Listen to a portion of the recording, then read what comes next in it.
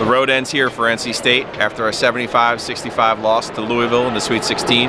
Hello, I'm Joe Giglio, joined by columnist Luke DeCock. And Luke, NC State felt like they had a chance here in Syracuse for their first Sweet 16 win since 1986. Even had the lead, 54-53, with about 7 minutes left in the second half. But what happened? What went wrong, you think? Anton Gill. I mean, this guy's probably not even on their scouting report. From Raleigh, went to Ravenscroft, goes to Louisville. NC State offered him a scholarship, kind of had a logjam at guard. Doesn't play much, hadn't scored a point in March. Played 2 minutes in the NCAA tournament, scored 7 of 9 points for Louisville, basically won the game for him right there. All the coaches and players agreed that's kind of the stretch that won the game. State couldn't hit a shot at that point. A couple things go wrong, and Gill is there to clean up the mess, and that was basically it. At that point, State was playing from behind.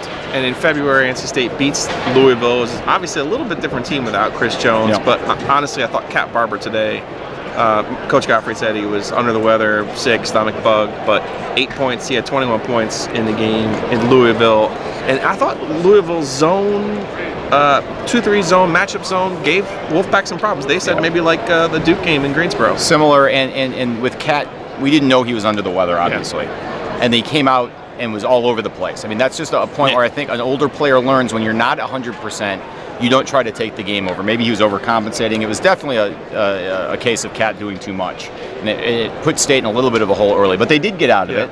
And when Lacey hits that 3 to go up 54-53, Louisville calls timeout. It kind of feels like, okay, the momentum's all State's way. And I really, at that point, I thought NC State was going to be able to take control of the game. But Louisville did a very good job taking away a lot of what State likes to do with penetration. They were reduced to taking a lot of threes, a lot of jump shots, and nothing inside really, other than Kyle Washington. Malik Abdul Abu had a tough game, and didn't get a lot from Leonard Freeman, who was in foul trouble. Anya had a couple nice dunks, but not making a lot of shots. And Montrezl Harrell had a great game. Montrezl killed him, points. just killed him. Absolutely. I mean, this was the reason he came back to school. Yes. For NC State, ultimately, is this a success, or do you feel like it's an opportunity lost, just given what was in front of them in this kind of broken bracket? Yeah, I mean, obviously, they basically become the 1 seed by beating Villanova.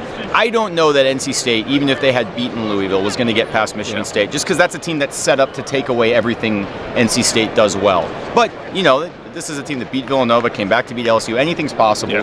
Very easily could have beaten Louisville. I honestly think State was the better team, but the better team doesn't always win in the NCAA tournament. That's why we're here. That's why people watch.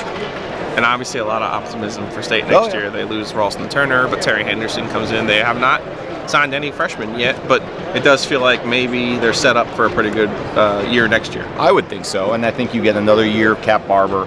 Obviously, Trevor Lacey is going to be one of the best players in the league. He was this year, but will be again next year. You know, and the bigs will all be a year older. This group of 4 guys who are still all very young.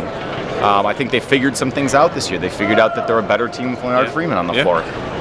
They figured out, you know, that Trevor Lacey can basically make any shot on the planet in isolation. And you go into next year now knowing that. And that this year was all question marks. I feel like next year is really, you start with a lot of answers.